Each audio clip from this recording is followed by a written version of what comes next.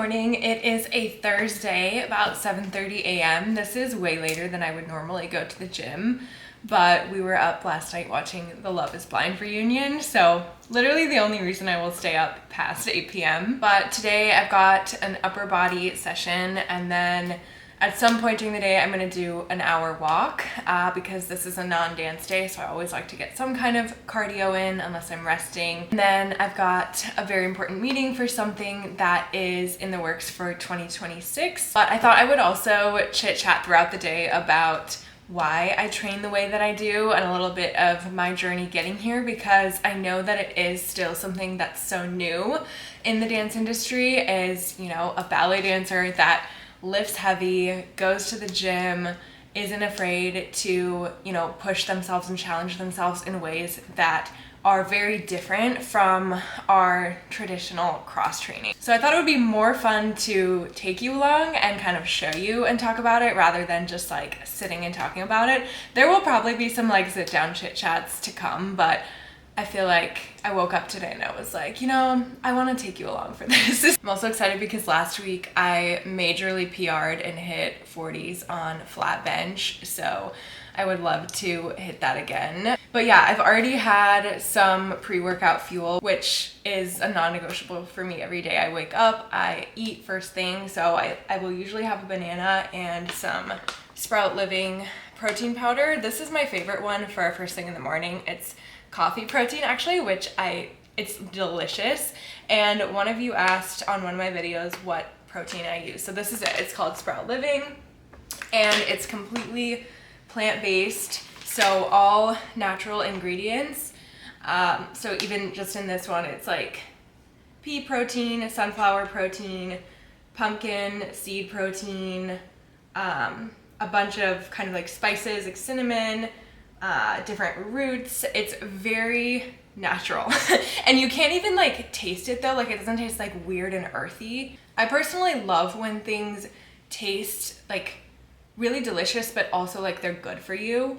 So I hate like artificial anything honestly, so this was like the perfect protein for me and I've been using them for like 2 years. But obviously zero pressure to do what I do, but if you do want to try it, if you're plant-based or even if you're not and you're just looking for something to supplement your protein, I'll leave my code in the description. It's Ballerina 20, so you can use that, or I'll put the link below as well. But if you do purchase through there, it does give me a small commission, so always appreciate that. But again, zero pressure to do what I do. But yeah, I always fuel before a workout and then afterwards as well, so I will take you through that. But I'm excited to get going, so we'll keep chatting as we go.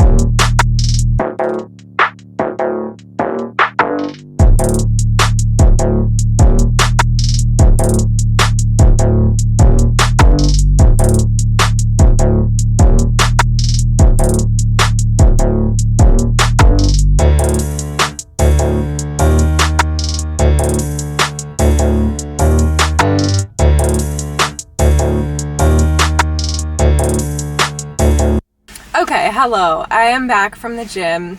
That workout took so long. It took like 2 hours. I was just like chatting with people. I was taking my time, resting. It was very nice. I needed that. And honestly, the change of like time kind of helped too. Like sometimes if you're in a rut or like in a plateau with training, the best thing you can do is change up something. Like do something different, go to a class, go at a different time, change up your training split if that's, you know, applicable to you. Something different and you will like feel so much better. Anyways, I just kind of wanted to talk on the importance of training upper body for dancers, because maybe some of us are starting to realize like, oh, maybe I should train lower body for jumps or turns or whatever it may be, but upper body is so often neglected. I mean, as a population as a whole, like I think women just don't see the need to train upper body, or they think that there's going to be some unwanted outcomes of that, like, you know, I don't want to get bulky and I, you know, don't want to develop like man shoulders or whatever it may be. But like at the end of the day, okay, there's a lot of things here, so I'm just kind of going to go into it. Women do not have the hormone profile of men, and we're just talking like male bodied, female bodied here just for simplicity, but like we do not have the level of testosterone that men do that allows them to put on muscle more rapidly. And for me, like I've been training hard in the gym for 8 years, and the level of muscle that I have is 8 years of work. Like if you think you're gonna go into the gym and look like a bodybuilder after like 30 minutes or even after a few like sessions, it is just so far from the truth. And honestly, in my opinion, it is a little bit offensive to say that, because many athletes, including bodybuilders or whoever, work very, very hard to build the muscle that they have. So saying something like, oh, I don't want to get bulky while you're lifting maybe like 10, 20 pounds is not only unrealistic, but also it's not taking into account like how hard you have to train in order to build muscle. Because I not only lift heavy, but I also challenge myself in every single rep.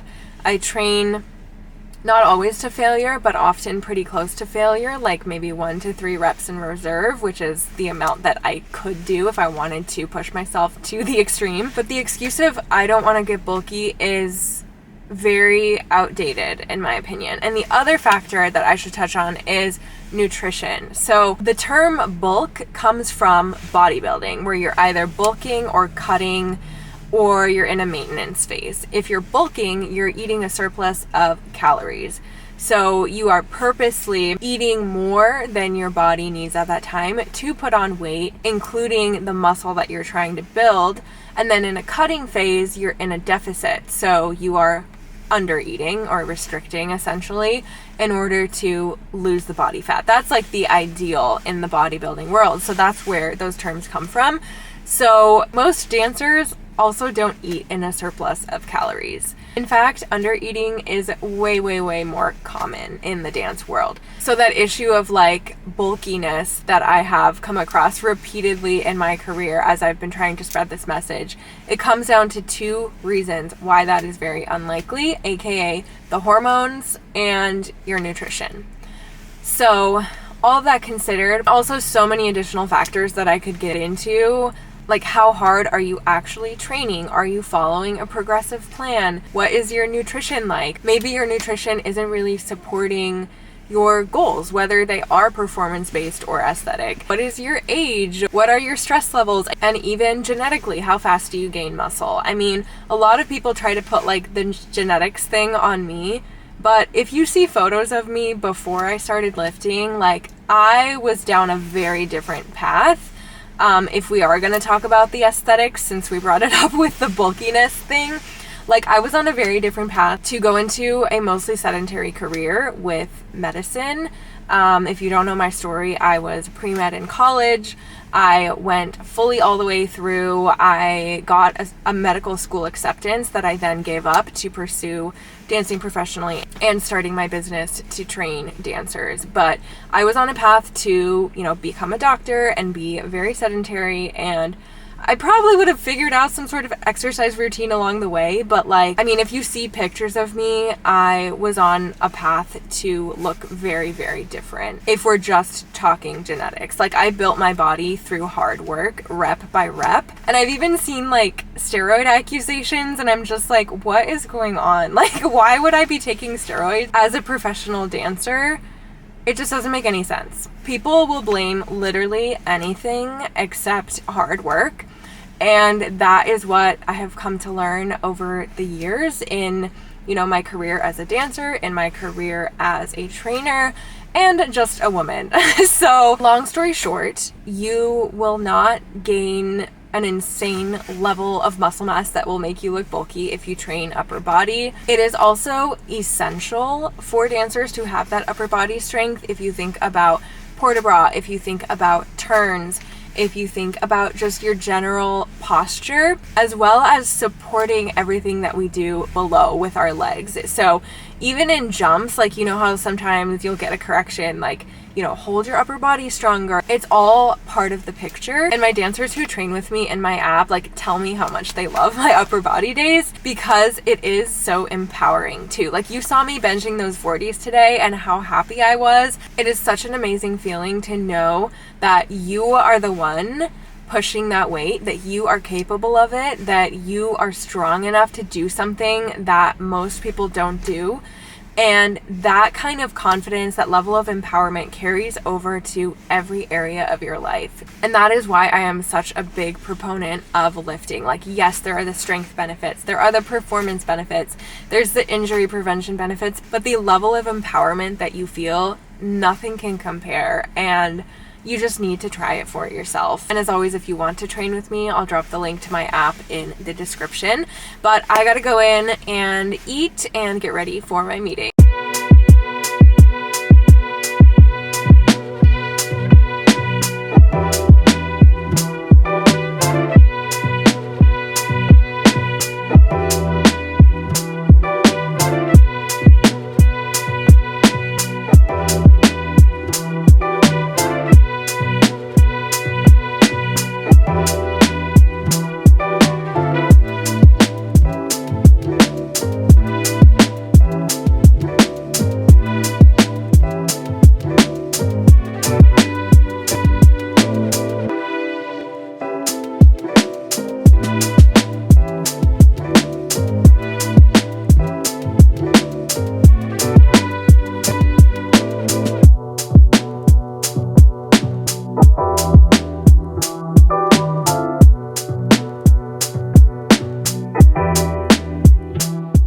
I just had my meeting.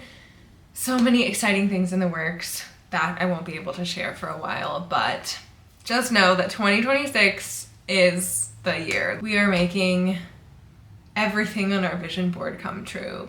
I am so excited. We are taking risks, we are making leaps, and just literally day in and day out, full focus on the mission. So very excited to take you along, but I'm sorry I can't share more right now. But I wanted to chat a little more about why I started training the way that I do in the first place. And I won't dive into my full story right now, but just from the lens of training. My introduction to fitness was actually quite unhealthy. I was a senior in high school getting ready for prom, and really I just wanted to look good in my dress. I, wanted to lose weight, lose body fat, and just look a certain way. So at that point, I was using exercise as punishment and as a way to burn calories. So my nutrition and exercise were very much overlapped, because I thought that everything I ate needed to be burned off with exercise, and it was just a very unhealthy thought pattern. At that point, I was obviously living at home, doing, you know, HIIT workouts in the basement, or just like literally anything to burn as many calories as possible. That was the goal. And then I sort of like, you know, after prom, I sort of like put fitness aside. I was like, whatever. And then went to college. As I said, I was pre-med, and my form of exercise my freshman year was just dance, because I was in a dance club on campus. I think I danced like probably 6 to 8 hours a week. So just like rehearsing with the group. I took only one technique class a week all throughout college, but that seemed to work for me, I guess. But I was very, very busy. I was always taking like 18 credits. I had 2 majors. I was the co-president of 2 clubs at one point. Like, I founded one of them, doing research at the hospital, volunteering, like literally doing all the things, and somehow still managing to dance. So that in and of itself is a win, but I was not very active compared to, you know, what I was doing before or what I do now. So at that point, literally no introduction to the gym. Then sophomore year, we moved from like the dorms to apartments, and there was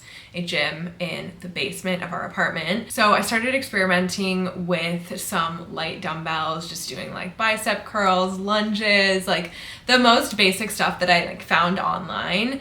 And I, at this point, had zero clue like the connection to dance, or even, you know, how to properly do it. Like, my form was horrible. I was just doing it, you know, for myself and like figuring it out. And honestly, it was a huge coping mechanism for me for my stress being a pre-med student, because the pressure was really, really high.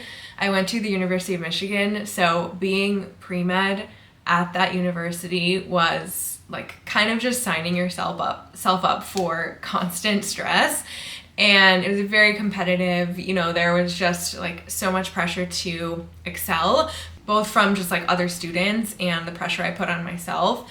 And so when I had an exam that wouldn't go really well, or I was just needing to blow off some steam, I would go and lift in the gym. And that kept me sane all throughout college. And as I went on, I learned the proper form. Like, I learned how to do different workouts and just kind of built my knowledge. Then the year I graduated was 2020, so COVID. And we all left campus in March. I never got a graduation, which is a whole separate thing, but was living at home, applying to medical schools, writing my essays, studying for the MCAT, which is like the medical school admissions exam, and doing all these things, but I was absolutely miserable. I mean, also like the world was falling apart, so everybody was miserable. But every night when I went to bed, I would have just like these visions of what my future could be if I didn't pursue medicine. And it was so interesting because I hadn't really had those thoughts before like that spring. Like maybe early like February, March, I was starting to think about like, okay, maybe what if I, you know, in my gap year, because I was taking a gap year after college, like what if I can do both, like work at a hospital and dance professionally, or like figure out some way to make it work. So I was auditioning. Of course, nobody was hiring because it was COVID, but every night I would have these like visions of dancing professionally, for one thing, or keeping dance as a big part of my life. And also like this tiny little voice of starting a fitness Instagram and just like having fun with it, posting my workouts and like seeing what happened. Like at that point, it was nothing else. Like no big dream to build a company or scale it globally or anything. It was just, let me start this Instagram and post my little workouts and inspire other people and just like show my progress. That was it. So in the beginning, it was not even the Barbell Ballerina, and I wasn't focusing on dancers. So I was just posting for like the general fitness population. And around this time, I also decided to get certified as a trainer. So I was working on that for about half a year. And then I did manage to get a professional division training program acceptance in Chicago. So I moved there to train. Now this was the time where I started to really hone in and refine my fitness journey for myself and just the way I approached training now that I was a certified trainer. So I was training a lot harder in the gym with my own schedule and routine. I was working in person as a trainer even through COVID, just like with masks obviously, and helping people with their own fitness journey. And that like hands-on experience was really valuable to correct people's form in real time and tell them what to be thinking about and what muscle groups are working. So that time period was very valuable to me. But I was also, with my own training in the gym, starting to see a massive difference in my dancing, because I was dancing probably like 25 to 30 hours a week. So like heavy volume there compared to, being mostly sedentary in college. So it was a bit of an adjustment period where I did have some like recurring injuries, especially on my feet, because I just didn't know how to strength train them quite yet at that point. But some recurring injuries started to pop up. I learned how to fix them, how to rehab them, how to train properly to prevent them from happening in the future. And knock on wood, I have not had like any serious injuries since. I had one back issue the first year when I did get into a professional company, but I think that was because of the choreography, and it went away within like a month. And since then, I literally have had nothing besides like minor little aches and pains here and there that go away in like 2 or 3 days. So I've been very blessed there, but also I worked for it. Like I have been putting in the work to figure out how to bulletproof my own body as much as possible, and now pass on that knowledge to other dancers so that they can prevent injury for themselves and really build the life and career of their dreams. Because if I had not figured that out at that point when I was training so hard and dealing with these like flare-ups and injuries, like I would probably not be here, because injury does take out so many dancers, unfortunately, and it is so prevalent. 80% of dancers get injured, and I think that's absolutely insane and so preventable if we approach it right as an industry. So that is a big part of my work. So yeah, during that time in Chicago, I was there for 2 years. I was heavily just like refining my craft, both my dancing and my training, for myself and for others. And then I niched down to dancers specifically. The Barbell Ballerina was born. I started taking on one-on-one clients online, did that for a while. And then I started building out like courses on like foot and ankle strength, jumps, confidence in the gym, all these different topics. And I was doing that for a while, and then I built the first version of my app, which then I refined and rebuilt this past August. And that is an ever-evolving process to continue to make that better and better. And then I got a professional company contract. I was there for 2 years. And at the same time, like this is where it's like confusing, because there's like the timeline of training and the timeline of dancing. But in 2022, I got my professional contract with a company that I was with for 2 years, at the same time refining, doing all those things that I mentioned. And then ever since 2024, I have been freelancing, which has been both fun and challenging, because of course you are sort of on your own when it comes to training, keeping up your technique, finding opportunities, etc. So, but it also works extremely well for my lifestyle and the business that I've built, the life that I want to lead. I am not somebody who is ever going to clock into a 9-to-5 again, and that is the way that I want it. So I am very happy, and that's all that matters to me. But yeah, in a nutshell, that is my training journey. So from focusing purely on aesthetics and wanting to look good in a prom dress, to now training for performance, for longevity, for confidence, for the woman that I want to be, the dancer that I want to be, the businesswoman that I want to be, the trainer that I want to be. And when I look back, it truly is so wild to think that at one point I was only worried about the way I looked, and now I exercise, I train for the way that I feel. Like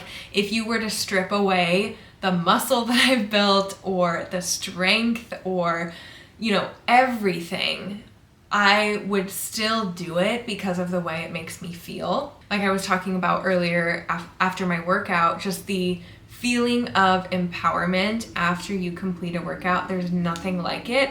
And it's a really big reason why I have come so far and why I have taken the trajectory in my life that I have. I credit all of my success to the gym, honestly. So that is my training journey. I'm of course happy to talk in the future about like my dancing journey or freelancing or switching career paths from something super traditional to something that, you know, many people just don't understand. But I figured this would be a good place to start, like why I train the way that I do. But if you have any questions at all, drop them below. Thank you so much for watching. I hope you enjoyed, and I will see you same time next week.